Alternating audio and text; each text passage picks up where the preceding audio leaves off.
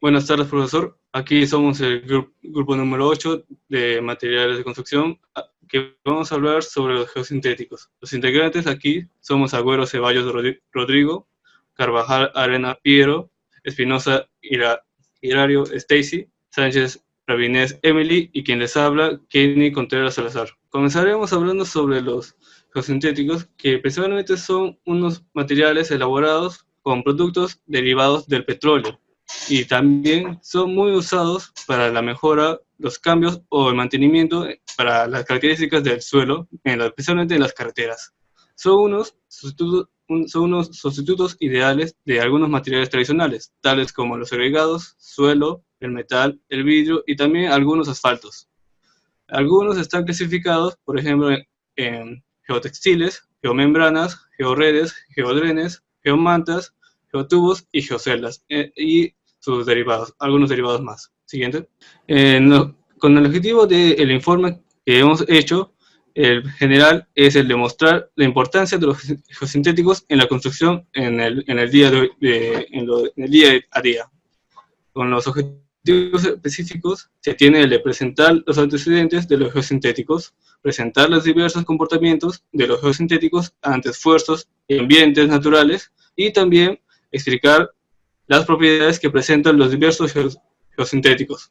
Para explicar la clasificación de geosintéticos debemos tener en cuenta sus funciones: durabilidad, ductibilidad, resistencia y trabajabilidad.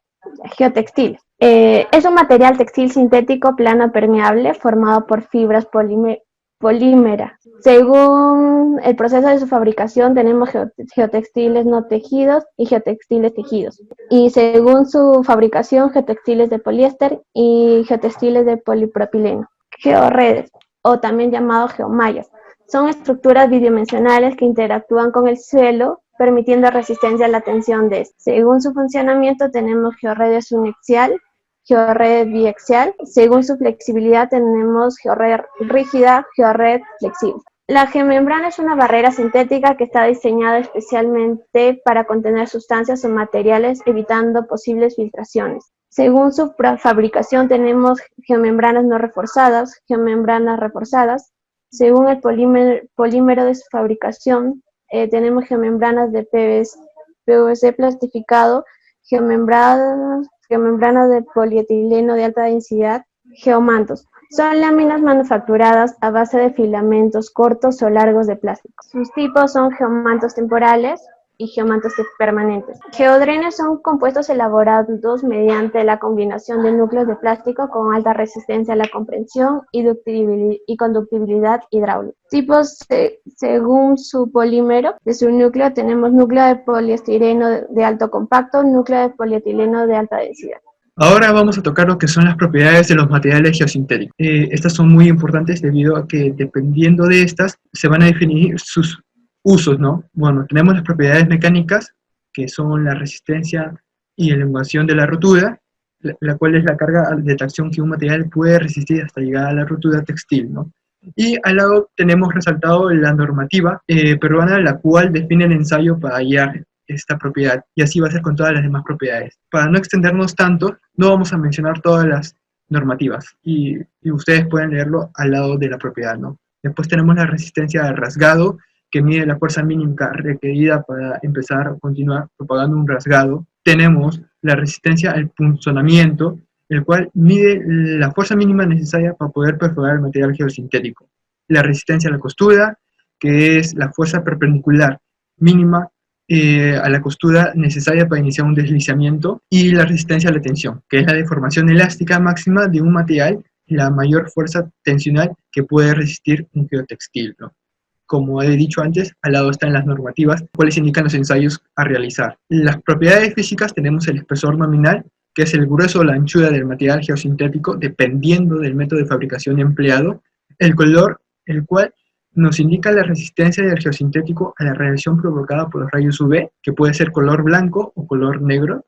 El tamaño de abertura aparente, el cual indica la mayor dimensión de la abertura disponible para que un suelo logre atravesarlo.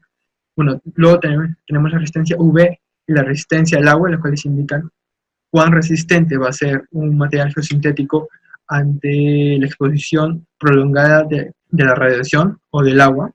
Luego tenemos la resistencia a la degradación, que es el nivel de descomposición y degradación que llega a sufrir al estar expuesto a la intemperie. Y por último tenemos las propiedades hidráulicas, ¿no? Que es la permeabilidad, que es la capacidad de permitir que un flujo pase a través de él sin dejar que altere su estructura interna.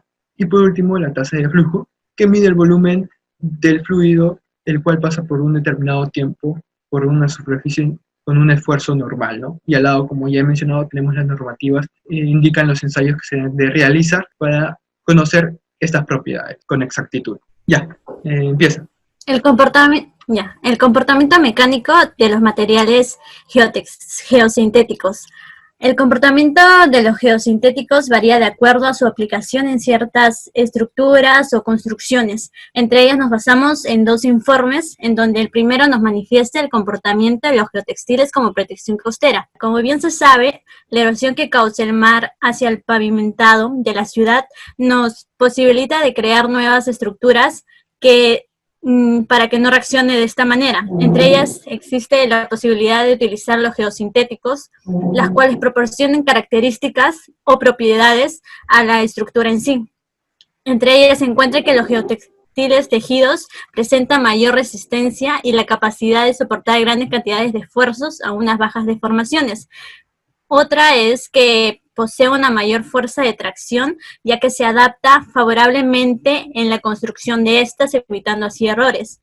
Además de ello, es que presentan una buena capacidad, es decir, que la flexibilidad que vayan a presentar no condicione a formar deformaciones o que ocurran fallos. Una recomendación en parte de esta construcción es de que el contenedor debe tener una fácil salida del agua, en la cual se considera que la permeabilidad de relleno debe ser menor a la del geotextil. En la siguiente se aplica acerca del comportamiento de los geotextiles, cómo mejoran la base de una carretera.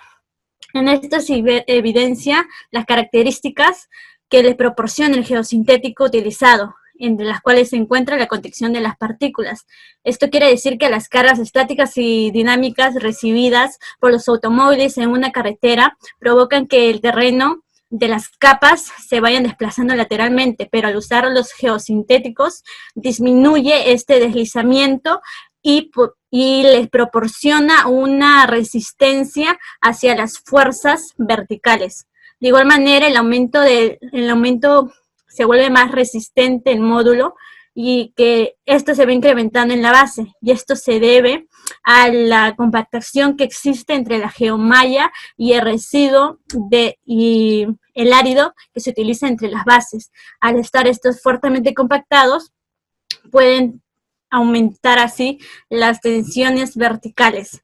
Y de esta resulta que tiene una mejor distribución de las cargas verticales sobre la subrasante, asimismo como que la función que presenta como membrana tensionada. Lo que sería aplicaciones para la construcción, tenemos diferentes funciones en los biosintéticos para cada tipo de biosintético que existe. Vamos a explicar un poco. Bueno, ahí vemos las diferentes funciones. Lo que sería la separación previene que los materiales de base se infiltren en los suelos blandos de estratos subyacentes. Si hablamos de filtración y control de erosión, permite el movimiento del agua, pero evita que se queden algunas partículas, ¿no? Esto ayuda un poco a prevenir la erosión del suelo. Vamos con el refuerzo. Refuerza la masa del suelo porque le aporta resistencia y un poco de deformación. Entonces, el uso de geotextiles ayuda a los pavimentos a soportar estas cargas. Si hablamos con drenaje, como dijimos, permite el movimiento de las aguas, pero evita que se generen depósitos subterráneos bajo desplanaciones. Y finalmente podemos ver lo que son las barreras, que los protegen de roturas por raíces o algún elementos cortantes que puedan haber. Más se utilizan en pavimentos de asfalto reforzado y en estratos de amortiguación para prevenir punción y geomembranas. Ahora vamos a ver lo que son geotextiles. Tenemos el Geoforce WG. Son permeables. ¿Por qué? Porque permite el paso del agua, pero no afecta su composición, ¿no? Es económico a largo plazo, es resistente frente a agentes químicos. Algo muy importante es que no contamina y, bueno, tiene buen comportamiento frente a soluciones ácidas o básicas.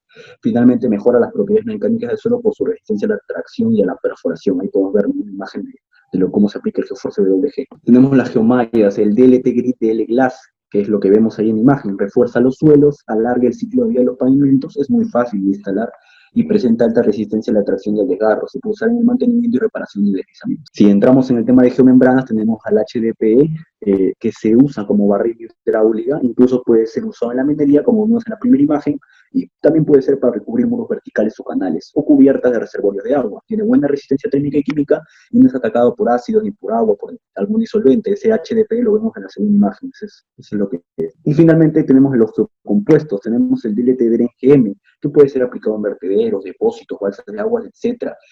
Baja deformidad y compresión, tiene una buena resistencia química, además de que es ligero, lo puedes mover con facilidad. Y algo muy importante de este producto es que garantiza la evacuación tanto líquida como gas, hacia aún así existe una pendiente elevada, una alta presión del material a drenar. Ese DLT-DRGM es lo que vemos en imagen, ¿no? Bueno, en las primeras conclusiones que hemos obtenido fue que el uso y prioridad de los geosintéticos debe ser con una manejabilidad adecuada y con paciencia, ya que toma tiempo para lograr instalar adecuadamente ciertas variantes de estos geosintéticos. Como segunda conclusión, llegamos a que las propiedades que poseen los materiales geosintéticos son muy variadas, debido a su extensa clasificación que poseen. Es por ello que es de suma importancia determinar las propiedades mecánicas, físicas e hidráulicas del material geosintético que se planee utilizar, ya que dependiendo de estas, se podrá conocer cuál es el geosintético más adecuado para cumplir el trabajo requerido. Como tercera conclusión, la geomalla en repavimentación ha revolucionado en muchos países por la reducción en los costos de mantenimiento de las vías, debido a que posibilita un notable aumento en la vida útil de carreteras sin que se presente fisuración temprana. Además, las geomallas cumplen funciones similares a las geotextiles. Bueno, llegamos a la conclusión también de la misma manera que la implementación de los materiales geosintéticos en diferentes tipos de obras ingenieriles nos manifiesta una buena elección para disminuir el impacto ambiental en cierta posibilidad y además de obtener una solución rápida con buena vida útil. Además, reduce la cantidad de material a utilizar dentro de una construcción y en algunos casos lo sustituye por completo. Sin embargo, se debe recalcar que se deben realizar estudios exhaustivos para condicionar que el funcionamiento del geosintético sea el más adecuado. Bueno, y para terminar este trabajo podemos concluir que todo lo estudiado, los geosintéticos son muy importantes en la industria de la construcción. Presenta diversas funciones que son fundamentales para su inclusión. Y otro punto importante es que puede adaptarse en diferentes campos y puede utilizarse desde caminos o pavimentos hasta túneles o drenajes. Bueno, muchas gracias. Con esto termino nuestra exposición.